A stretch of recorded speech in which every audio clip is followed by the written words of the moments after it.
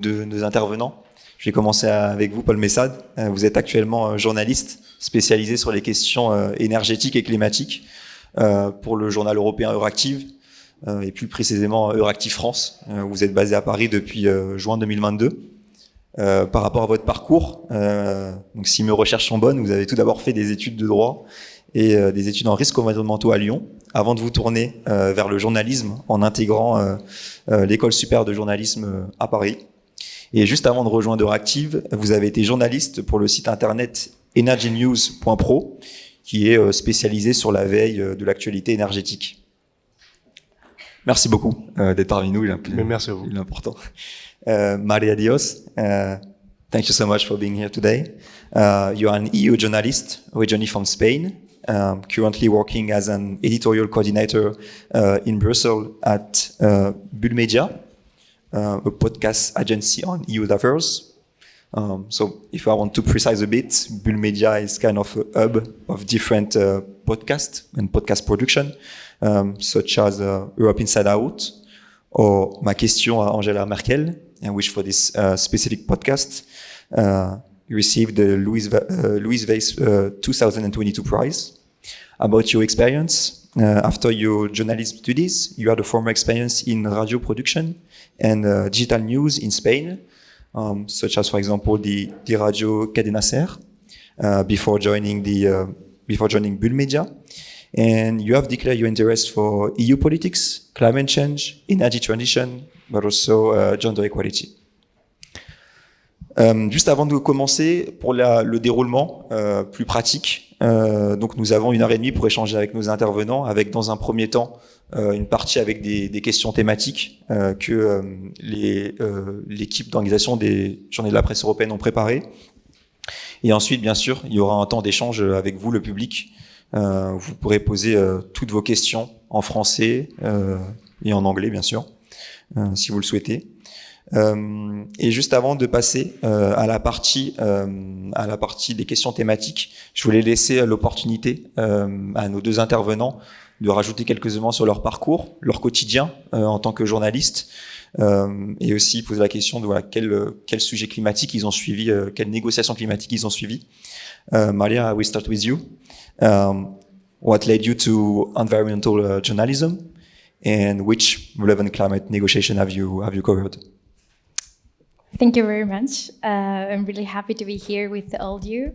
So I'm going to start by saying a little bit about myself. I come from Spain, as you said, and I was first a local journalist. So I think this is something that was talked about yesterday, but there is a gap between citizens and the decisions that are taken at the institutional level, at the European level. So while I was working for local newspapers or local radios, I became more aware on how crucial the decisions taken at the European level are, but also how difficult they are to communicate. And I became more and more interested in climate-related issues, so I decided to move to Brussels, where I am now based, and to try to specialize both at EU affairs and climate-related issues.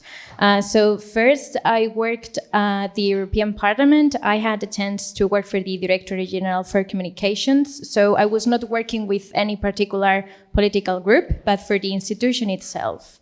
And there, it was thanks to a traineeship. It was a great opportunity to get to know the institutions from inside and to kind of understand how the negotiations work behind the walls. So during my time at the Parliament, some legislation under the EU Green Deal came to the plenary and to the committees, in particular some files from the Fit for 55. The Fit for 55 is a large package of legislation that the Commission has proposed to update some of the goals towards climate neutrality Europe. And in particular, I remember that I was covering the CO2 emissions performance standards for cars and vans, who has been definitely approved this year, as well as the EU taxonomy. This is a label system to tell the investors what activities are considered green and clean. And the Commission wanted to include there some nuclear and gas activities. through delegated act. So this was something that went to the council as well to the parliament, and I had a chance to cover it there.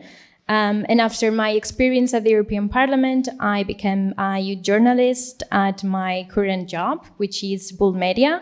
It is a podcast agency specialized in youth affairs.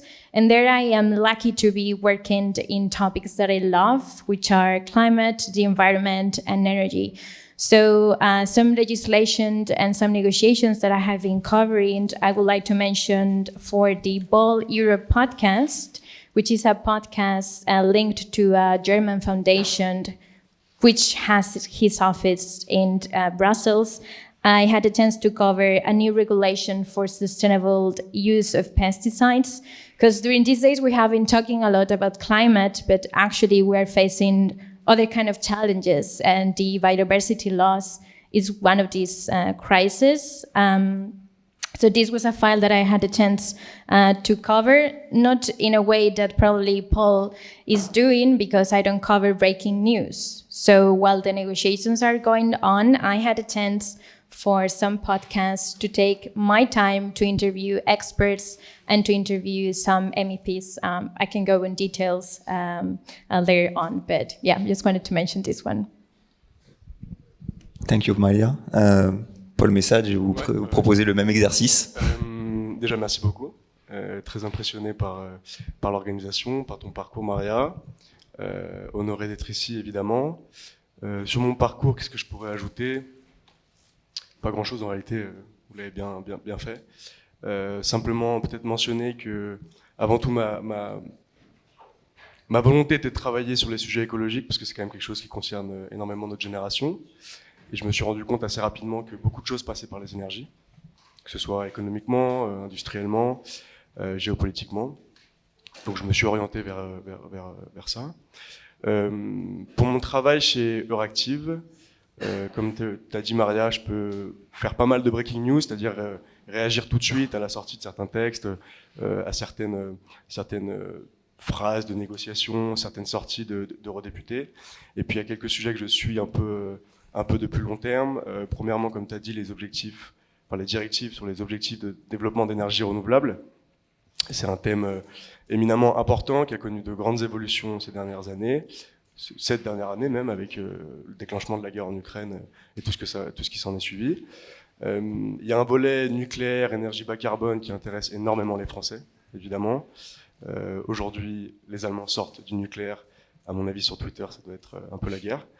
Et puis pour le reste, c'est de façon un peu plus sporadique, puisque contrairement à Maria, je travaille de Paris, donc j'ai une relation un peu plus distante avec les institutions. On a une grande partie de la rédaction qui est quand même à Bruxelles, donc on essaye en fait chacun de traiter un sujet en particulier quand on parle d'une grande réglementation, que ce soit hydrogène, nucléaire, éolien ou solaire. On essaye de se répartir, voilà, chacun une matière énergétique. Et donc voilà. Merci Paul. Alors commençons nos petites parties thématiques avec un premier axe qui est sûrement très important, que ce soit donc, pour le travail journalistique, le travail de préparer une conférence ou un événement, ce qui est la préparation. Donc la préparation à la couverture de ces grandes négociations sur le climat. Donc ma première question, ça serait voilà, comment vous préparez ce genre d'événement, que ça soit dans la prise de notes, que ça soit plus peut-être Paul pour un article journalistique, aussi depuis Paris, et Maria plus sur les podcasts, more about the podcast, how do you prepare it? Je sais pas qui veut commencer. Yeah, sure, I will. Thank you. How do I prepare? Well, first, I do a lot of reading. I read all the briefings that I can find on the file that is going to be voted, press releases, and also some publications from academics or experts. So that's something that I spend a lot of time on, reading a lot of technical documents. I think it's also useful to talk with experts, and For this, I also try to target the right person. So it is easier if you contact like a big, think tank or research center. They can propose you someone that has been working on that field. And then if I'm going to do an interview, whereas it's for, a scientist or even an MEP, I spend a lot of time listening previous interventions in debates or at press conference to kind of understand what their motives are. So I think this is something that it's really important to understand where everyone is placed in the negotiations. So, for example, if we are talking about the parliament, you know that before a file goes to the plenary, it has to go first to the committees. So the committees are a selection of members of the European Parliament that are working in a specific theme. So in this case, we can say the ENVI committee, which stands for environment. And there is a first reading of whatever the Commission proposed, and they have to prepare a report, right? So then it is going to be voted within this committee, and it's important that if you want to go to cover a plenary on a specific file, that you do this checking of the context, because all political groups have to be has already to vote in a sense regarding this file. So I think it's important to know what are their opinions. Of course, they have to reach an agreement before it goes to the plenary. And this agreement is not binding, so the vote is going to change. It can happen or it cannot happen, but I think it's important that you know what stands for each political group, for example. Maria a dit beaucoup de choses sur l'organisation. Moi, je dois avouer que personnellement, c'est un peu plus chaotique. Ça dépend un petit peu des textes en réalité. Si je prends celui des objectifs de développement d'énergie renouvelable que j'ai particulièrement traité, première chose, c'est déjà de faire de la veille, effectivement, de relire, je suis pas très bon en date, donc de relire quand est-ce qu'ont été votés les rapports, quand est-ce qu'ont été les négociations internes au groupe de commission parlementaire. Je relis ce qui a été écrit sur mon site Euractiv, qui parfois a des actualités qui reviennent 2-3 ans avant sur ce qui s'est passé, quel député a été, quel eurodéputé a été il y a 2-3 ans à l'initiative de certains textes, qui maintenant a une autre position, qui parfois a un autre discours. Donc je commence par ça. Et puis ensuite, réunion de rédaction avec tous mes collègues qui travaillent en énergie. On essaie de voir qui va se concentrer sur quoi, qui va aller chercher quelle information. Mon collègue en Allemagne va forcément aller voir les eurodéputés allemands, surtout les Verts qui sont très bavards et ceux du PPE, donc c'est le groupe centre-droit. De mon côté, en France, j'essaye avant tout d'aller parler aux Français qui sont rapporteurs sur certains dossiers relatifs à la directive ou à la réglementation sur laquelle on va travailler. Sur les sujets énergétiques, on a un peu de chance parce que on a une écologiste, Marie Toussaint, qui travaille énormément sur ce sujet-là. On a aussi Christophe Grudler, qui est membre de la commission énergie, parallèle à la commission environnement dont parlait Maria, qui lui aussi est très actif sur ce sujet-là. Et donc, on en profite. Et j'essaie de les contacter juste après notre réunion, généralement vers 10h, 10h30, pour avoir un peu leurs sentiments sur les positions de vote. Parfois, certains me disent qu'il y a un sujet en particulier qui va poser problème. Parfois, on me dit que cet amendement-là va poser problème, donc j'essaie un petit peu de creuser en tout cas de tirer le fil. Et puis ensuite, je m'intéresse aux eurodéputés, peut-être souvent qu'on va dire moins concernés, c'est-à-dire soit de left ou ID, qui ont parfois quelques bonnes choses à dire. Ça dépend évidemment des sujets. Mais voilà, c'est un petit peu comme ça que je travaille. Ensuite, donc je commence à rédiger un petit peu un contexte avant le vote, histoire de pas perdre beaucoup de temps au moment où le texte sera voté ou alors rejeté ou quoi que ce soit, ou si parce que parfois il y a quand même des eurodéputés qui font en sorte que les textes ne soient pas votés. C'est arrivé récemment sur les textes pour l'hydrogène, les définitions de l'hydrogène, de certaines règles pour fabriquer de l'hydrogène. Et donc là, l'intérêt quand un texte n'est pas voté parce que quelqu'un fait barrage, c'est évidemment de savoir pourquoi elle fait barrage. Ça devient là des sujets très politiques, donc c'est moins technique, mais enfin, tout du moins, ça reste très intéressant. Et donc voilà, c'est comme ça que je travaille. Et à la fin de journée, j'essaie de sortir un article pour le lendemain matin, et puis d'attendre les réactions et de voir si on peut faire un suivi, tout simplement. Merci Paul. Par rapport quand vous couvrez ces négociations du climat, est-ce qu'il y a une différence par rapport à d'autres sujets? Est-ce qu'il faut être vigilant à davantage de choses quand ça traite du climat, qu'il ne faut moins être sur d'autres sujets économiques ou politiques ou je ne sais pas. Ce que je dirais surtout, c'est que les textes réglementaires européens sont, et pourtant je viens du droit, mais ils sont quand même très très compliqués.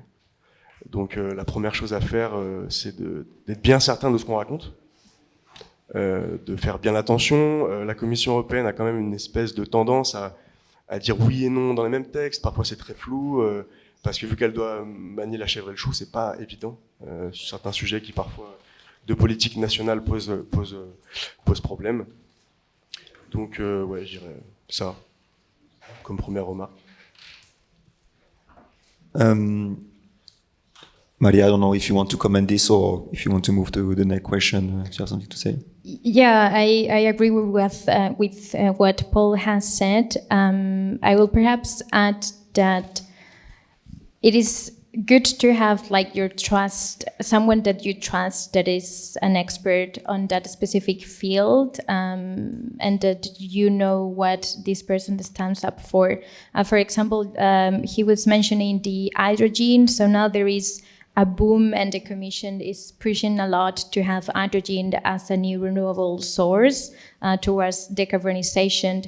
And I remember I was doing a podcast on climate neutral Europe, and I had an expert that was mentioning some strategies regarding hydrogen. And you have to be a little bit prepared on the technical side, as he said, because, for example, with hydrogen, what happens is that this is a new tool. This is still a developing instrument, and not all hydrogen is green, and not all hydrogen can be used for all that the Commission is saying. So you kind of need to be prepared on these technicalities to kind of ask the right questions. Otherwise, they might tell you a half-truth, which is something that we were discussing in other roundtables. J'ajoute une chose, évidemment, dans ma façon de me préparer, j'ai pas parlé tout à l'heure des experts, mais évidemment, je ne parle pas qu'avec les politiques, ce serait trop facile, et puis évidemment, parfois, ils essaient de vous orienter, hein, c'est aussi leur métier. Donc j'essaie de parler avec les experts, mais ça dépend en fait du timing qu'on me demande pour sortir un texte, si vous voulez. Si c'est juste de la réaction parce que le texte a été très porté politiquement, ensuite je peux faire un autre article avec des détails avec les chercheurs qui me disent ça, vous voyez, c'est pas hyper clair, ça c'est pas vrai, parfois il y a même des erreurs, bon, c'est plutôt rare, mais parfois quelques erreurs. Et pour le coup, typiquement, le sujet de l'hydrogène est très très compliqué, et même les experts parfois ne comprennent pas bien. Donc ils attendent parfois que moi je leur donne des réponses en disant bah écoutez, si vous en savez plus, n'hésitez pas à me le dire. Donc on a même des échanges de cette nature-là qui sont très intéressants. Ça nourrit évidemment la relation, ça peut la rendre intime parce que ça facilite beaucoup les échanges, et donc c'est très intéressant pour la suite et pour travailler d'autres sujets. Et je vais continuer sur ce thème un peu des experts qui parfois sont même en qualité de lobbyistes. On peut peut-être faire vite fait un sondage dans la salle qui levez la main si pour vous le mot lobbyiste vous apparaît comme quelque chose de négatif. Ok, c'est peut-être plus du 50-50. Donc souvent, bon, parfois c'est la frontière. Donc les lobbyistes sont souvent des experts. Parfois les experts sont des lobbyistes. Est-ce que vous travaillez avec eux? Est-ce qu'ils essaient d'influencer votre travail journalistique, que ce soit pour un article ou pour un podcast? Vous regardez tu veux bon, déjà, le mot lobbying ne veut pas dire grand-chose en réalité, parce que Greenpeace est un lobby aussi. Et pourtant, donc je veux dire que ce soit l'industrie nucléaire ou Greenpeace, ce sont deux lobbies. L'Union européenne est quand même connue pour être un petit peu, je dirais, parasitée de façon négative, mais c'est pas vraiment vrai. Mais il y a énormément de lobbying à Bruxelles. Est-ce qu'ils essaient de nous influencer? Je sais pas. J'ai un peu le sentiment que oui, évidemment, toujours. Parce que je pense qu'ils se rappellent toujours pourquoi ils sont payés, tout simplement. Mais ça dépend, je dirais, de la relation que vous entretenez avec ces gens. Si vous avez la chance d'avoir des lobbyistes qui ont à peu près votre âge, je pense que je sais pas, honnêtement, moi, la relation que j'ai avec tous les gens qui essaient de nous influencer, j'essaie de les rendre souvent assez intimes pour être certain de pouvoir poser les bonnes questions, pour dire, mais tu te fiches pas un peu de moi quand tu me racontes ça ou des choses comme ça. Ça dépend. Ils essayent de profiter des sujets sur lesquels ils sentent qu'on est un petit peu sensible. Ça, c'est une évidence. Et particulièrement en ce moment, c'est quand même le nucléaire. En tout cas, moi, les lobbying qui essayent le plus de m'en parler. Donc, ça dépend de ce qu'on voit dans le mot lobbying, en réalité. Et est-ce que tu as pas peur aussi que cette intimité, tu parles d'intimité avec lobbyiste, que ça peut être à double tranchant, que du coup, je sais pas. intime égale confiance et que... Je sais pas. Peut-être que j'accorde ma confiance assez rapidement, mais moi, la seule chose qui m'intéresse, en réalité, c'est d'avoir un texte construit avec la vision de tout le monde. Et donc, la vision d'un lobbyiste de l'hydrogène ou du nucléaire m'intéresse tout autant, parce que c'est souvent des gens de l'industrie. Donc, la force qu'ils ont, c'est qu'ils connaissent les sujets de fond. C'est souvent vers là que je les amène. Si un lobbyiste du nucléaire vient me voir pour me dire non, mais t'as bien vu, ils n'ont pas parlé de ça, ils n'ont pas parlé de ça, ce que je fais, c'est que généralement, je lui demande mais à quoi ça vous sert?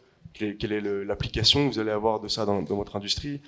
Jusqu'à quel point c'est parfois du lobbying juste pour avoir un mot qui va vous faire plaisir, ou est-ce que c'est vraiment quelque chose qui peut mettre à mal votre industrie, des financements derrière, la temporalité aussi, parce qu'ils ont souvent une notion de la temporalité qui est je trouve, plus réaliste que celle des politiciens. Et donc, voilà, c'est un peu... Donc non, sur la confiance, sur la relation intime c'est un mot un peu fort, on est bien d'accord, mais non, je la crains pas. Ce qui m'intéresse, c'est le travail qui est fourni à la fin, quoi. Puis c'est pas mes amis, ce que je veux dire, c'est que voilà, si demain je ne parle plus avec cette personne-là, si c'est un lobbyiste, il m'enverra un de ses collègues, enfin, c'est pas dramatique, quoi. And maybe Maria, about you, and maybe you have the double experience to be at the parliament, not as a journalist, but also now you are a journalist for your podcast. Maybe you have a specific view on it. Yeah, so I'm not in direct contact with lobbyists, but even so, you have to be aware that probably the people who you are writing about are. So, for example, I remember when I was working on the directive that is a ban on new fossil fuel cars to stop selling these petrol or diesel cars from 2035 onwards. I remember that it was important also to check the transparency portal and to see that the rapporteurs of the MV committee were meeting with big companies. So of course there is part of true of what Paul was saying, that well, at the end there is an industry and it's going to be affected, and there are also employees who works depend of these kind of files. But then you see that in the text that has been approved, there is an exception from luxury cars. So I think that is something that you have to be, that you have to have in mind, even if you're not in direct contact with them. Je sais, il faut quand même se rendre compte qu'il y a 15 000 à 30 000 représentants des lobbies à Bruxelles. Donc c'est monstrueux. Et donc il faut faire un petit peu attention. Mais vous vous rendez compte, 15 000 ou 30 000, on n'a pas du tout ce rapport au lobbying en France. Ça n'a absolument rien à voir. Donc là, on est passé plutôt la couverture des négociations le jour même. On n'est plus trop dans la préparation. Le jour même, Paul, c'est quoi votre... Bon, vous avez dit une organisation un peu chaotique, mais quelle est votre journée type? Vous pouvez prendre un exemple, mais lorsqu'il y a un texte important qui est voté ou une grande négociation. Ça commence la veille, hein, pour le coup. J'essaye de... Ce que j'ai dit tout à l'heure, c'est de me refaire le contexte un petit peu la veille pour pas arriver le matin les yeux embués et travailler tout de suite. Donc déjà un café, une cigarette, c'est pas dingue, mais voilà. Et ensuite, ouais, c'est ça, c'est la réunion du matin. Je discute avec mes collègues, savoir s'ils ont déjà eu des réactions des groupes politiques, de chacun de leur côté. Et puis, je commence un peu à appeler, à regarder un petit peu sur Internet. On a un concurrent Politico qui travaille très bien et qui a parfois des informations avant nous, donc on en profite, on se gêne pas. Et puis ensuite, la journée se passe. J'envoie parfois des SMS, par exemple, aux rapporteurs ou aux députés, aux eurodéputés qui travaillent sur le sujet ou qui sont particulièrement actifs, notamment sur les réseaux sociaux, qui relaient certains sujets. J'envoie des petits SMS, parfois je harcèle un peu pour savoir où ça en est, parce qu'il y a des négociations qui durent. Que ce soit un vote au Parlement ou surtout les trilogues, vous savez, les négociations entre les États membres, la Commission et le Parlement qui mène ensuite à un texte, à un accord politique. Parfois ça s'éternise, mais une nuit entière, donc évidemment je dors, mais j'essaie d'envoyer des SMS pour voir et pour peut-être le surlendemain avoir des réponses très tôt le matin. Et tu m'as dit juste avant que tu travailles beaucoup par téléphone, quasiment exclusivement. Quasiment exclusivement, ouais. Mais parce que je suis à Paris. C'est vrai. Donc, et je vais pas souvent à Strasbourg, parce que ça tombe toujours mal, c'est comme ça après, j'ai l'emploi du temps, mais non, beaucoup par téléphone. Dès qu'un eurodéputé vient à Paris, ou même à Lyon, ou dans des grandes villes, où parfois je me retrouve en même temps qu'eux à des salons ou des événements, j'en profite toujours pour boire un café avec eux. Parce que ça c'est clair et net, le rapport physique est beaucoup plus intéressant et au bout d'un moment le téléphone devient un petit peu compliqué, très honnêtement. Donc j'essaie de les voir un maximum, c'est pas toujours évident. Quand je monte à Bruxelles, je passe souvent 2-3 jours sans écrire. J'essaie d'aller boire des cafés, des bières, de manger avec un peu tout le monde quoi, pour conserver le lien parce que évidemment c'est ce qui est le plus important. Mais je travaille plus par téléphone. Et juste à ce sujet, donc, Paul est situé à Paris, à France. Qu'est-ce que ça pose comme difficulté donc t'en as un peu parlé d'être à Paris. Et moi je me dis mais alors, pourquoi tu ne vas pas à Bruxelles? Tu as peut-être pas le choix, mais moi, je vais pas à Bruxelles parce qu'on a déjà une rédaction à Bruxelles. Pourquoi pas aller à Bruxelles un jour évidemment, mais je crois que le sujet européen là, il est vraiment pris au sérieux dans les États membres. Alors, ça peut paraître évident, mais j'ai l'impression que là, il y a une vraie prise de conscience. Paris est quand même un centre d'information, de diplomatie, d'influence à l'échelle mondiale même. Et on a des sujets très français dans les négociations européennes. Donc je pense que c'est bien d'avoir des gens à Paris. Il y a l'Agence internationale de l'énergie qui est à Paris. Les parlementaires français se positionnent pas mal aussi. Donc je pense que toute grande rédaction doit avoir des correspondants dans les grandes capitales. Et donc on en profite parce que mes collègues à Berlin, c'est pareil, ils vont encore moins à Bruxelles, pourtant c'est pas très loin. On a des collègues à Rome qui ne vont absolument jamais à Bruxelles pratiquement. Mais c'est pas dérangeant parce qu'ils sont plus proches du public de leur pays et ça apporte plus de couleur à nos textes, plus de compréhension. Ça ramène l'Union européenne chez les gens. C'est quand même un des défis qu'on a, très honnêtement. Tout à l'heure, je parlais un petit peu avec Luka Nietzsche de la désinformation.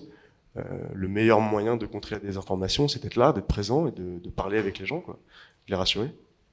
Donc voilà. Maria, je t'oublie pas, mais je pose une dernière question, toujours à Paul, toujours sur ces questions de déplacement. Donc on a parlé de Paris, Paris, Bruxelles. Est-ce que ça t'arrive aussi d'aller ailleurs, donc en région, par exemple en France, où donc moi j'ai lu juste avant que tu es parti au Chili pour parler du lithium. Est-ce que tu peux aussi nous parler un peu, de sortir de la bulle Bruxelles-Paris? Voilà, pourquoi tu es parti au Chili, par exemple? Qu'est-ce que tu as amené? Qu'est-ce que tu as comme possibilité aussi d'aller un peu ailleurs dans les régions ou ailleurs? Alors il y a deux choses. Euractiv, on est quand même financé par les articles sponsorisés. Hein. Faut pas se le cacher. Donc on est gratuit, mais il faut bien qu'on ramène de l'argent. Et donc une partie de nos voyages sont évidemment payés par des entreprises ou des associations ou des grands think tanks. On essaye évidemment, c'est même une obligation, je dirais déontologique, d'être le plus indépendant possible. Mais vous savez très bien comment ça marche. Je veux dire, une entreprise qui vous paye un voyage. Forcément qu'elle essaie de mettre toutes les chances de son côté. Donc, avant de parler du Chili, moi, vu que je viens de Lyon, bon, c'est pas la campagne, hein, mais ce que je veux dire, c'est que je sais que j'ai une attache particulière au territoire, en réalité.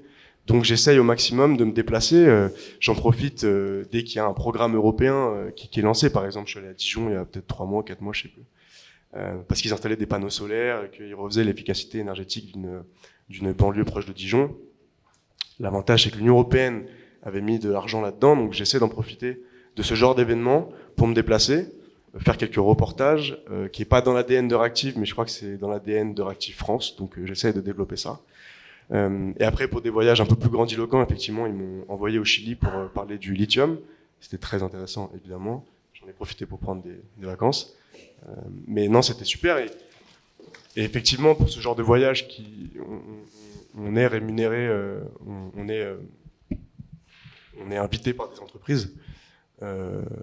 Donc, ça pose certains problèmes, évidemment. Je ne vais pas vous le cacher. Mais on essaie de rendre un travail le plus indépendant possible, quoi. Et l'avantage, c'est qu'on peut voir, on peut toucher ce dont on parle. Le lithium, je suis pas certain que ça parle à tout le monde, mais de là à savoir ce que c'est, à quoi ça sert, quel type d'industrie raffine le lithium, les gens qui travaillent là-bas. Quand vous allez au fond du désert de l'Atacama, vous vous attendez pas forcément à voir une énorme raffinerie, alors qu'on s'imagine tous des grandes étendues salées avec des ciels magnifiques. Il y a aussi des mecs qui travaillent avec des casques bleus et jaunes et blancs et qui sont là, et c'est une industrie, quoi. Donc, première chose, c'est toujours voilà, d'essayer de comprendre les conflits d'intérêts entre les communautés locales, la demande extra qui vient de l'Union européenne, beaucoup, parce que si je vais au Chili, c'est évidemment parce que l'Union européenne a besoin de lithium. Donc voilà, conflit d'intérêts entre les communautés locales, l'État et les industriels. Ouais, je précise, du coup, Paul était du coup au Chili, parce qu'il y a des, on peut appeler ça des mines de lithium. C'est pas exactement des mines, c'est des piscines de saumure. L'eau remonte. C'est important de le préciser parce que les mines de lithium sont beaucoup moins efficaces énergétiquement et en termes de gestion de l'eau. Et les Australiens font beaucoup ça. Mais le lithium a quand même, écologiquement et socialement, sont un petit peu plus avancés. Mais peut-être que ça posera des problèmes plus on exploite, hein, c'est toujours le même sujet. Et c'est, du coup, ça intéresse beaucoup l'Union européenne, du coup, d'encourager ces piscines, parce qu'elle en a besoin de ces recours en lithium pour ces voitures électriques, enfin tous ces composants, et pour justement atteindre ces objectifs climatiques, donc Fit for 55 et la neutralité carbone en 2050. Donc voilà pourquoi Paul était au Chili sur la question du lithium. Maria, I'm going back to you. Maybe for the question, what is your typical day for a journalist during a climate negotiation, and maybe the difference because you are in Brussels directly, I mean close to the negotiation in the Brussels atmosphere or sphere. Can you tell a bit about your typical day? I don't know. Sure, I will do. But I wanted to mention something that Paul said that I think it's really interesting. That is that, okay, something is happening every day in Brussels, and this information affects all the member states and beyond the European Union. So I think it's really smart to have journalists from the national newsrooms or from the capitals or other regions to cover European affairs. At the end, there are those that are in touch or more close to the citizens, and the angle that they can propose is completely different from the Brussels correspondents. And if you're from the public, you are from any other country, you can access more or less everything that is happening in all the institutions. There are always streaming services. You can access the press conferences. You can even do questions from your own country. So I think it's a matter that the newsrooms should give resources to the journalists from the capitals or whatever other regions to try to cover these files. And regarding your question on my working days, it really depends on the podcast I'm working on. But as I said, I don't do breaking news, and this means that I have a lot of time to prepare. And what we normally try to do is to use storytelling formats. So our podcasts are not for Brussels. They are in English, but it is intended to be understandable for everyone. So we avoid using jargon, and we try to use a lot of examples. So something that I do is that if I have a topic, for example, the Energy Treaty, I prepared an interview for a random citizen that his life has been affected by this. So I prepare an interview for this anonymous person, and then I recorded it, and I choose those extras that shows the story and that help you understand the issue behind this negotiation that is happening at an European level. And after that, we normally interview either an expert or an MEP itself. Most of the podcasts that I'm working on are linked to the work of the Parliament more than the Council or the Commission. So I spend a lot of time doing rollout documents, which is the technical word for preparing interviews that are going to be recorded. And something that I try to do is, this is something that everyone, that is not particular for climate, but for doing an interview, you kind of have to show the interviewee that you know about the topic, but don't show yourself too much, right? So what I try to do is to prepare the questions and some expected talking points from their side to kind of try to navigate the conversation and to understand the technicalities that are there. And yeah, I don't normally host the podcast, I just do the production. So once everything is recorded, I write the scripts. I spend a lot of time not also having coffee, but not so many calls. I'm just me in front of my screen. And yeah, I just write the script and select those extras from the interviews that I think that are important. Maybe a question of how much time do you need for the production, the preparation, or maybe also for specific tasks, for example, the script? The scripts, I'm fast when I'm writing, so I would say perhaps an hour or two, but I also do the transcriptions of the interviews, which is something really, really boring, and I spend a lot of time, because you know that experts love to talk, and they don't stick to the question. So I spend a lot of time there choosing what to include or what not. But I would say that the research phase is the one that takes me more time. So preparing a good rollout document, it can mean that I'm reading briefings for 3 hours, which is a lot. Peut-être une question. Donc, lorsque vous avez pu assister, par exemple, Paul, à une négociation, que ça soit donc sur les négociations assez longues sur le nucléaire ou les directives sur les énergies renouvelables.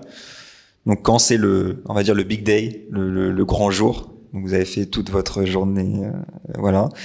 À la fin de la journée ou au petit matin, quand ça se termine en tout cas, comment vous vous sentez? J'imagine que ça dépend des cas, mais peut-être quelques exemples sur certains points. Épuisé, satisfait, confus. Non, mais c'est pareil, c'est un peu chaotique, ça dépend. Satisfait, non, jamais, parce que de quoi être satisfait, si ce n'est personnellement certains sujets, mais c'est pas mon métier de le retranscrire, si vous voulez. Le plus grand sentiment que j'ai généralement, c'est quand le travail est fini, que j'ai écrit, que je commence à le relire le lendemain matin, que je me rends compte un petit peu des commentaires et tout. Je suis souvent insatisfait en fait, plutôt, parce que c'est à ce moment-là que je me rends compte le plus des erreurs qui ont été introduites dans le texte, des jeux de pouvoir qu'il y a eu la veille. Parce que quand vous êtes dans le travail, vous êtes un peu pris par l'excitation, vous prenez un peu tout ce qui vient, vous ne faites pas forcément absolument tous les liens. C'est parfois le problème des breaking news, c'est qu'on a parfois moins le temps d'analyser les situations. Donc en fait, je dirais qu'avant tout, je suis souvent insatisfait. Excité, je sais pas, parce que vu la période, parfois il y a des big days qui s'enchaînent en fait, donc vous avez même pas le temps même de faire un retour sur l'expérience même d'une journée sur le travail que vous avez fourni la veille. Donc voilà. Et le week-end, plutôt le week-end où je me pose, j'essaie de voir un peu ce qui a été fait. Et ouais, non, souvent un sentiment d'inachevé, je saurais pas trop vous l'expliquer pourquoi. Après, c'est la construction européenne, c'est-à-dire qu'elle est imparfaite et qu'il faut travailler absolument en permanence. Il y a des négociations de textes qui sont reprises. La négociation sur les directives énergie renouvelable, c'est la 4e révision, et donc deux et demi même, en à peine 3 ans. Donc, en fait, c'est en évolution permanente parce que parfois ils arrêtent des textes en disant bon, tout le monde est d'accord à ce moment-là, on arrête maintenant, on sait que c'est insatisfaisant, on reviendra dessus dans 6 mois. Là, dans un an, à peu près, il y aura les élections, donc ça va encore faire bouger les lignes sûrement. Donc c'est très très mouvant. Donc non, je suis jamais très satisfait du travail fourni, du mien, je veux dire, relativement, parce que au moins on a écrit quelque chose, c'est déjà bien. Mais du travail des institutions, je pense qu'il y a toujours mieux à faire, et c'est ce qu'on doit attendre en démocratie ou dans l'Union européenne. On doit attendre toujours plus et toujours mieux de nos dirigeants. Donc voilà. Ce que tu dis, ça me fait penser le rapport aux commentaires, les réactions, l'après papier. Voilà, c'est dans l'air du temps. Je crois que Euractiv, c'est uniquement en ligne. Et par rapport aussi, donc ça va être posté sur les réseaux sociaux, il va y avoir des commentaires, des retweets. Je sais pas dans quelle mesure il y a beaucoup de commentaires sur les articles sur l'énergie au niveau européen. Ça dépend, quand vous parlez de nucléaire évidemment, là ça explose même. C'est très français en fait, parce que le public français, il y a quand même une part d'euroscepticisme assez grande en France. Et en fait tous les sujets patriotiques, donc une fois de plus le nucléaire, là font beaucoup réagir. Le problème, c'est qu'il faut pas trop écouter parce que, enfin, non pas que les idées sont toutes mauvaises, mais c'est quand même souvent des réactions un peu débiles, en fait, faut dire la vérité. Et les réseaux sociaux, c'est quand même la cour des miracles, en vérité. Il y a beaucoup d'insultes, il y a beaucoup de choses qui veulent absolument rien dire. Donc, on essaie de passer outre, en fait. Et vu qu'on est reconnu comme un média qui travaille sur la réglementation et donc sur la technique de ce qui est écrit dedans, on a quelques réactions des chercheurs où souvent ils récupèrent notre travail pour ensuite mieux expliquer eux la situation.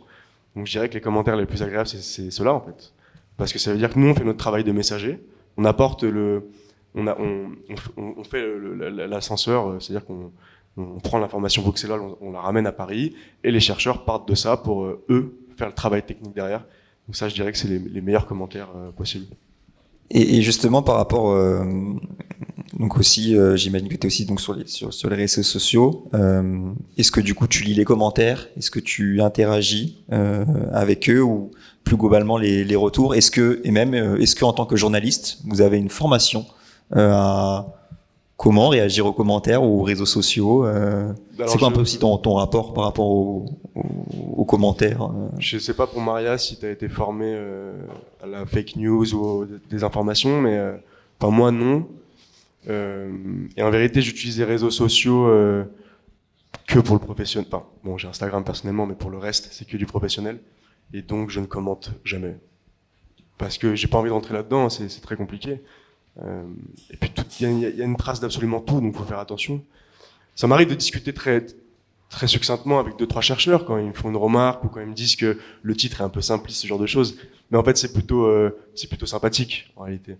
C'est vrai que si vous parlez énergie renouvelable et nucléaire, pour que le titre soit un peu plus aguicheur, évidemment, vous allez mettre renouvelable contre nucléaire. Alors, l'un n'est pas contre l'autre, enfin, ça dépend des points de vue, mais ce que je veux dire, c'est que voilà, à part quelques commentaires parfois de chercheurs sur les titres ou quoi, non, je réponds pas.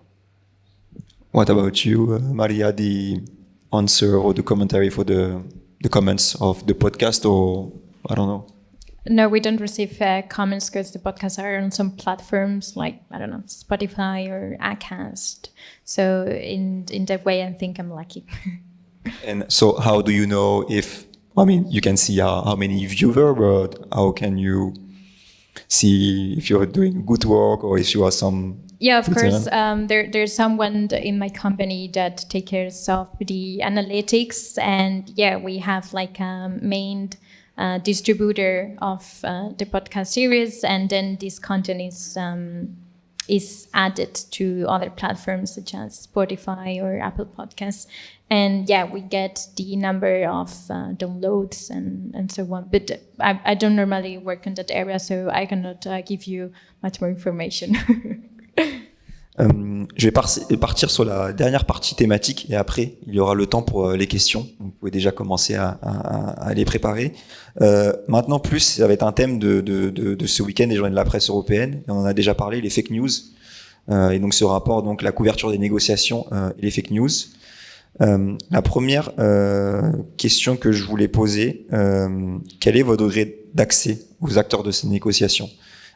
Qui sont les plus faciles à joindre? Qui sont les plus utiles à joindre, dirigeants, experts, lobbyistes, ministères. Yeah, do you mind repeating in English? Yeah, how much access do you have to the different actors of this negotiation, leader, expert, lobbyist, and which are the most not useful but Yeah. Yeah. Okay. Thank you. Because we have a little bit of delay with the interpreter. But yeah, so I think it's pretty easy to get access to leaders as long as you are part of a big newsroom. So I'm sure that for Paul, this is going to be different for me. So yes, for the podcast, I can access leaders. They're available. It's pretty difficult to match a good time for them to do interviews because they have a tight agenda. But I'm also working as a freelancer, and here it becomes really impossible to reach out to them. Not only at the European level, but if you want a comment from, I don't know, your country on some legislation that is going to be negotiated at the EU, it gets really complicated. Then regarding experts, I believe it's pretty easy. There are a lot of research centers that have communications team working there. So you can just call them or send them an email asking for an interview or just a call so they can explain to you something that you're working on. And I think they're really available. And I would advise, though, to contact someone that has experience in public speaking, because not everyone can communicate properly what they are working on. And specifically for energy issues, I kind of feel that sometimes it's overwhelming because there are a lot of angles and a lot of things to consider. But yeah, normally experts is really easy to contact. Non, comme a dit Maria, si j'ai bien compris ce que tu as dit, l'accès aux chercheurs est relativement facile, ça c'est vrai. Donc là-dessus, pas de problème. Après, la première remarque que je peux faire, c'est les politiciens bruxellois, enfin les eurodéputés bruxellois sont beaucoup plus accessibles que les députés français. Je pense, en fait, tout simplement, je pense qu'ils n'ont pas le même rapport au pouvoir ou à leur position. Et ils sont un peu en manque de communication, parce qu'il n'y a pas énormément de médias qui s'intéressent à ces gens-là. Donc ils sont relativement disponibles. Ce que j'essaie de faire, c'est chercher ceux qui sont rapporteurs sur les dossiers. Comme disait Maria tout à l'heure, avec la commission environnement, par exemple, la commission énergie-industrie. Si vous avez la chance d'avoir un rapporteur français qui a travaillé... Est-ce que tu peux dire peut-être rapidement Oui. Qu'est-ce qu'un rapporteur Un rapporteur, c'est... alors, il y a un rapporteur général sur... Alors, je prends l'exemple de la directive des énergies renouvelables. Tu as un rapporteur général au nom du Parlement européen. C'est lui qui va gérer, diriger les négociations au nom du Parlement européen avec les autres institutions. Lui, il est rapporteur et il rapporte la version du Parlement pour un texte proposé par la Commission, par exemple. Et ensuite, par groupe politique, donc de l'extrême droite à l'extrême gauche, tu as des rapporteurs shadow qui, eux, rapportent les positions de leur groupe. Ils font l'ascenseur, en fait, entre les institutions et leur groupe. Et sur les sujets énergétiques, on a la chance d'avoir quelques eurodéputés français qui sont rapporteurs shadow, donc pour leur groupe sur les textes. Et donc je noue des relations avec ces gens-là en particulier, parce qu'ils sont à l'avant-garde, en fait. Ils sont un peu le réceptacle et l'éponge de toutes les remarques et de toutes les informations utiles. Ensuite, ça dépend aussi des groupes politiques. Je sais que les libéraux de Renew sont très accessibles, la gauche est très accessible, les écolos sont très accessibles. L'extrême droite, ça a été compliqué parce que quand vous arrivez comme un média européen dit libéral, européiste, ils se méfient, en fait. Évidemment, parce que ils ne savent pas pourquoi vous venez les voir au début, si c'est pour écrire contre eux, si c'est pour leur demander leur position, leur vision. Donc ça, c'était des échanges intéressants sur le rapport qu'on a, en fait, à l'information. Et puis vous avez le PPE, donc le centre droit, qui eux sont un peu plus distants, je dois dire. C'est pas une critique, mais je le trouve un peu plus distant. À mon avis, c'est une stratégie un peu générale. C'est le plus gros groupe au Parlement européen, donc ils ont effectivement une stratégie un petit peu différente. Et ils ont une domination dans la plupart des textes parce que beaucoup de rapporteurs viennent de leur groupe, souvent des Allemands d'ailleurs, de la CDU, donc des conservateurs allemands. Donc je pense qu'ils ont un rapport un peu différent aux médias et donc ils font relativement attention. Donc voilà, c'est un peu comme ça qu'on prépare. Et est-ce que à tous les deux, ça vous est déjà arrivé qu'on vous donne des fausses informations? Est-ce que tu peux en dire? Vraiment une fausse information? Non, jamais de fausse information. Enfin, je sais pas si c'est une fausse information, mais Ça dépend un peu de ton degré de naïveté de la journée en réalité, mais j'ai déjà eu quelqu'un à l'extrême droite qui m'a dit faut que vous alliez vérifier, je crois que les Verts veulent voter ça ou les socialistes veulent voter ça. Ça avait été un peu grossier, donc ça m'a fait un peu rire. Mais en fait, voilà, ils peuvent essayer soit de vous faire perdre un peu de temps, soit que vous alliez chercher pour eux en fait comment se positionne un autre groupe. Donc ça, je sais pas si c'est de la fausse information ou c'est plutôt du détournement en réalité. Voilà, il m'arrive un truc comme ça une fois. Non, rarement de mauvaises informations. Ils sont souvent évasifs, évidemment. J'ai travaillé récemment sur la biomasse, donc, qui est aussi dans la directive sur les énergies renouvelables. C'est un sujet très sensible, honnêtement. Donc, je travaillais sur un sujet sur l'exploitation de la biomasse en Guyane et dans les territoires ultramarins français, qui font l'objet d'une exception en fait aux règles de restrictives sur la biomasse. Et c'est des positions qui sont très difficiles à tenir pour les députés qui la défendent. Et donc à ce moment-là, ils entretiennent un petit peu le flou, quoi. Et je ne saurais pas vous dire si c'est méchant, pas méchant, une bonne stratégie. Ça m'intéresse pas tant. Et donc là, la difficulté pour les journalistes, c'est de savoir poser la bonne question, ou alors d'interpréter la réponse de la bonne manière. Et voilà. How about you, Maria? And also maybe also when you're doing your research, because of, I don't know, climate is a bit scientific, so there's like a lot of data, maybe sometimes they are false, I don't know. Or what do you think about it, and do you have any experience of fake news you receive from someone or from your research? Yeah, I would say that I haven't, but I agree with him in what he was saying about perhaps a political leader is not giving you false information, but because of how they normally speak, you can get confused. So you have to do a double checking of mostly everything that they say, and you have to go always to the original source. So if, I don't know, you are speaking with an MEP and they say, yeah, because the commission in the proposal said this or said this target, it must sound silly, but you kind of have to check it as well, because you never know. It can even be because of a confusion or the way they interpret the data itself. And regarding the data that I check, I try to go to different sources and try to see. I mean, I don't have the time to check how they got the data. That's something that only fact checkers, I believe, can do. But I try to check on different portals and different sources. So not only from what, I don't know, in the commission, in the technical document behind it's written. And Je peux ajouter une chose, parce que j'ai un exemple d'aujourd'hui, en fait. Parfois, vous avez des textes qui paraissent un peu unanimes, c'est-à-dire que tout le monde va le voter. Et en fait, vous demandez à un autre groupe, vous dites, bah alors apparemment, les socialistes vont aussi le voter. Et parfois, un député d'un autre groupe va dire, je suis pas certain, vous devriez vérifier. Attendez le jour J, paraît-il qu'ils peuvent changer de position, des choses comme ça. Ça, c'est un peu dérangeant parce que, pour le coup, on ne sait pas si c'est vrai ou faux. Donc ça crée une balance un peu nouvelle pour votre texte. Et autre chose qui parfois peut mettre la pression sur les élus quand ils sont un petit peu dérangés, et ça m'était arrivé je l'ai fait, je sais plus si c'était les socialistes ou le PPE, mais quand tout le monde vous répond et qu'un groupe en particulier, un député en particulier ne vous répond pas, après relance de mail, appel, SMS, généralement on se gêne pas pour le dire dans l'article, c'est-à-dire on a contacté machin et il ne répond pas. Et souvent vous avez une réponse juste après, c'est-à-dire que là ils vous appellent, ils disent mais vous m'avez pas contacté par machin, je fais non mais... Bon, après, je vais pas toquer à leur porte, quoi, mais donc c'est plutôt ce genre de situation en fait. Parfois, il faut un petit peu les brusquer pour avoir de l'information, mais ça fait partie du truc et c'est tout à fait logique.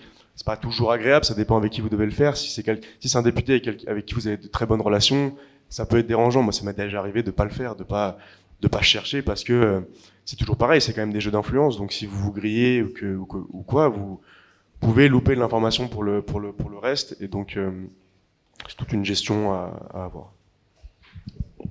Merci beaucoup. On va passer au temps des questions avec le public. S'il y en a, on va faire circuler le micro. Donc n'hésitez pas à poser des questions, et pour des précisions, si vous voulez aussi des précisions sur les négociations de certains textes. Donc Paul était plus a travaillé beaucoup sur la directive sur les énergies renouvelables, un peu le marché carbone, les questions du nucléaire. Et Maria, elle a plus travaillé aussi donc sur la question de la taxonomie verte, de l'objectif Fit for 55, et une directive sur les pesticides et sur le développement soutenable. Donc n'hésite pas, s'il y a des questions. J'arrive.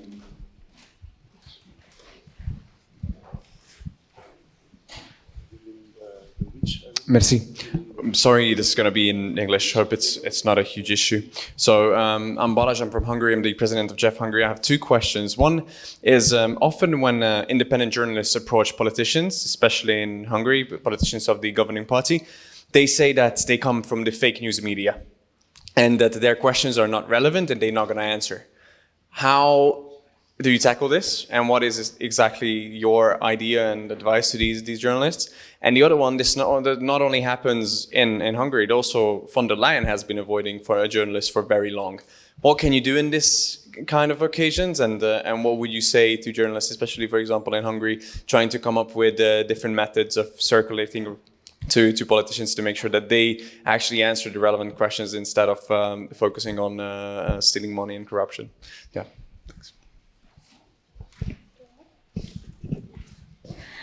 So I think that there's no ideal answer for your question. I think it's really difficult to make a leader answer something that it doesn't fit their narrative. So as Paul, I believe he mentioned, if you are working on a piece and you ask for an opinion on a legislation and you don't get that answer, but you have insisted a lot of times, you have to write that. This newspaper has contacted this political group and they refuse to give us a clear answer. And that in a sense is also an answer. They don't want to tell you the truth, or they don't want to tell you what is been going on the government. I don't know if this answers your question. It was a bit long. Okay. Alors moi je serais plus à l'aise si la question est posée en français, honnêtement.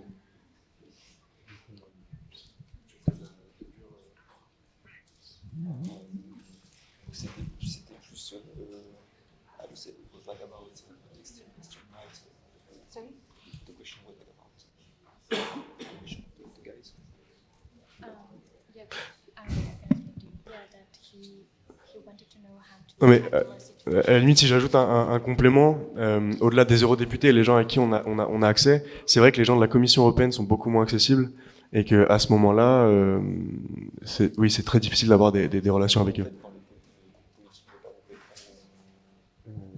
C'est un peu comme j'ai dit, c'est-à-dire qu'on essaie un petit peu d'insister en réalité. J'ai entendu quelque chose sur les fake news, je suis pas certain de la question aussi. What was it about the fake news? Politicians refuse to answer to certain journalists because they say that they come from a fake news media. La crédibilité. Ouais, en fait, j'avais compris, mais j'étais pas sûr,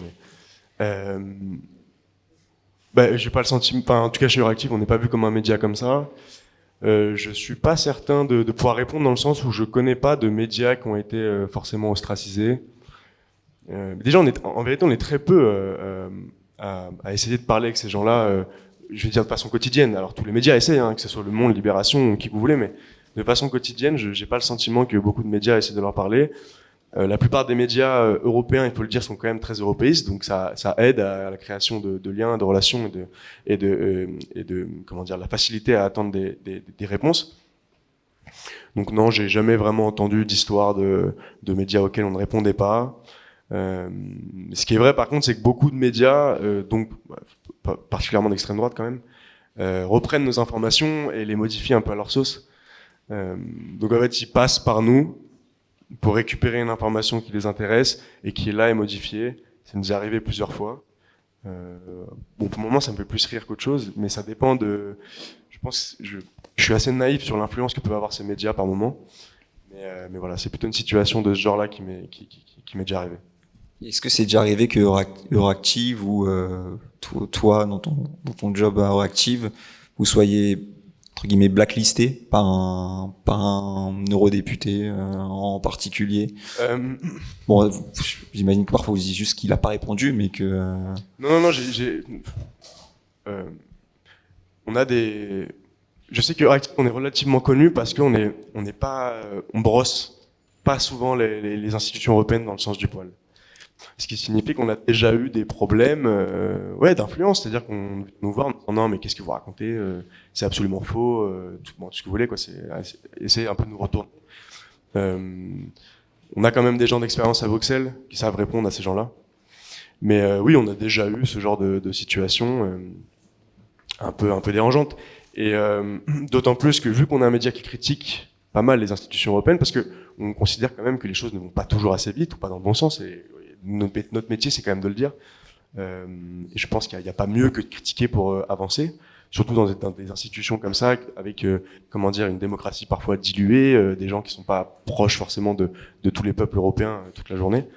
Et donc, on est pas mal repris par des médias, anti-européens, parce que nous, on se gêne pas pour critiquer la Commission européenne. Donc, je pense que ça peut poser des problèmes à ce niveau-là par moment, mais on est obligé de faire ça. Sinon, ça n'a aucun intérêt. Et on n'est pas un lobbyiste, donc on fait notre travail et on critique quand il le faut. Et donc, on est parfois repris par l'extrême droite, évidemment. Voilà. Est-ce qu'il y a d'autres questions? Oui.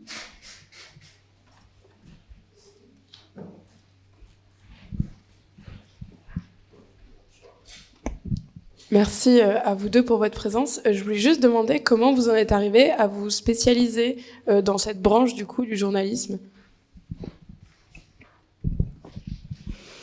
Well, in my case, I believe that the traineeship in the European Parliament was a way to get to specialize in European affairs. So that's from one side. But regarding climate journalism, there are plenty of opportunities there, a lot of workshops and online programs that you can enroll. Most of are free. One in particular that I joined was the Communications Lab. This is a 3-month workshop program that it works with an exchange between journalists and scientists. So it's a cool experience because you are partnered up with, in my case, as I'm a journalist, I was partnered up with a scientist. She was a brave woman from Iran.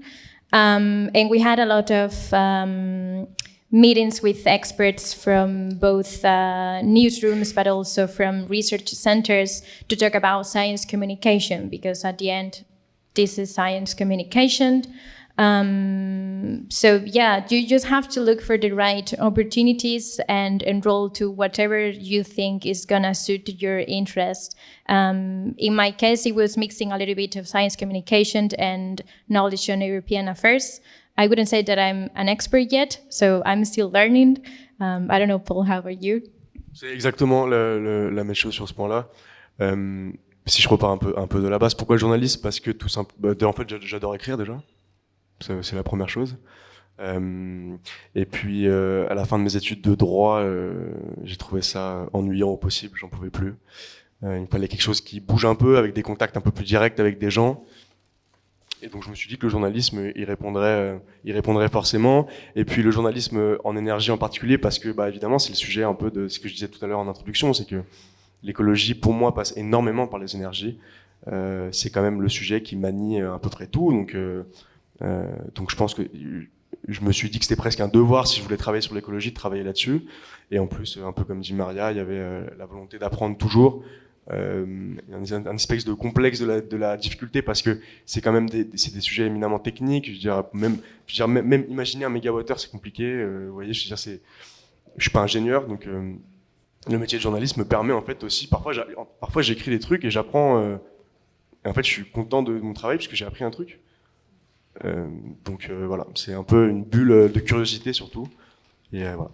Yeah, if I may add to that, what you said that you're learning while you're working, if you want to write a piece about something that worries you, just do so and try to pitch the article to some newspaper. Maybe don't go to a higher level where you will be less lucky to sell the article, but you just have to start. And once you start, you will get more knowledge, and you can claim at some point that you're specialized in this matter. So just be brave and do it, basically. J'avais une question davantage sur le climat et sur la dépendance. On parle beaucoup de dépendance énergétique en ce moment en Europe, et en même temps on a des objectifs climatiques à atteindre, et je me demandais dans quelle mesure on pouvait les atteindre alors qu'on se rend compte aussi que ces énergies renouvelables, elles vont nous demander des matériaux comme le lithium, des minerais comme le cobalt. Aujourd'hui, comment est-ce qu'on peut actionner cette transition tout en devenant plus indépendant au final, alors qu'on a besoin de la Chine pour transformer le cobalt, etc. Voilà. C'est un peu... Ouais, j'ai pas vraiment de réponse parce que c'est une question que tout le monde se pose, c'est le débat du moment. Y a 3 leviers sur lesquels on essaie d'appuyer. Déjà l'argent, c'est-à-dire beaucoup d'investissements. Beaucoup d'investissements et surtout validés par l'Union européenne, ça c'est pas une évidence, parce que c'est quand même une construction juridique et économiquement très concurrentielle, donc difficile d'actionner des leviers budgétaires. Deuxième chose, c'est le retour en Europe des mines, de la recherche de ressources, de l'industrie. Pareil, c'est pas évident, on est dans une société très tertiarisée, donc c'est très compliqué, je pense. Moi, quand j'essaie de parler, alors pour le coup avec les députés français, d'acceptabilité sociale, c'est un sujet sur lequel ils n'ont pas travaillé depuis, je pense, 30 ans en fait. Donc c'est difficile à ce niveau-là.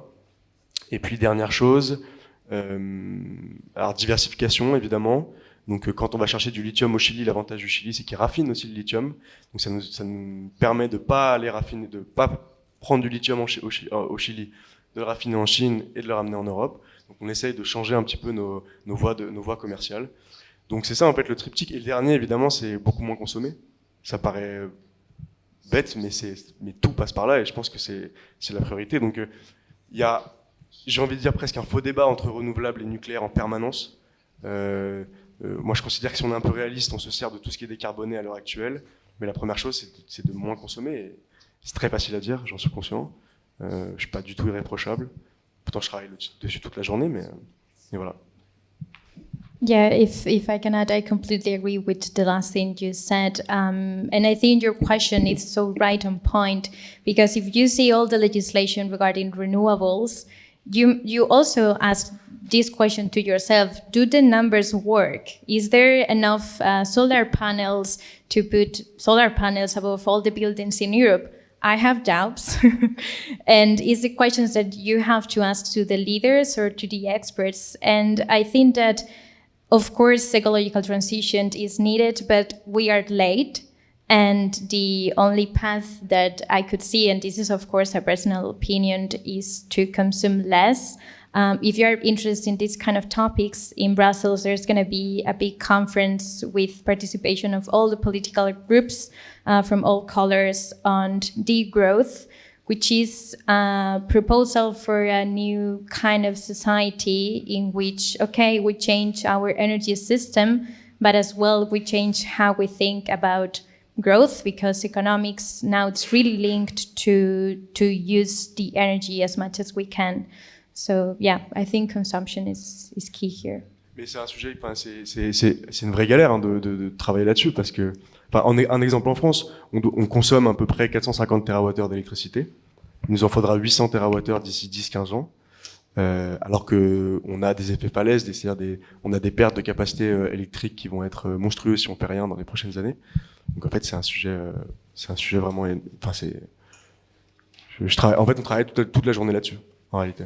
De savoir sur quel levier appuyer. Donc voilà. Et est-ce que l'Union européenne, elle pense comment consommer moins? Parce que moi, je vois beaucoup, c'est consommer de façon plus efficace, mais pas consommer moins. Est-ce qu'il y a une réflexion ou est-ce que c'est parce que c'est difficilement envisageable? Non, mais là, c'est aussi une question. C'est un peu une question au niveau de la construction européenne, c'est que L'Union européenne marche si bien parce que c'est un marché unique. Enfin, donc, à un moment donné, c'est forcément le jeu de la concurrence, de la croissance, croissance verte, tout ce que vous voulez.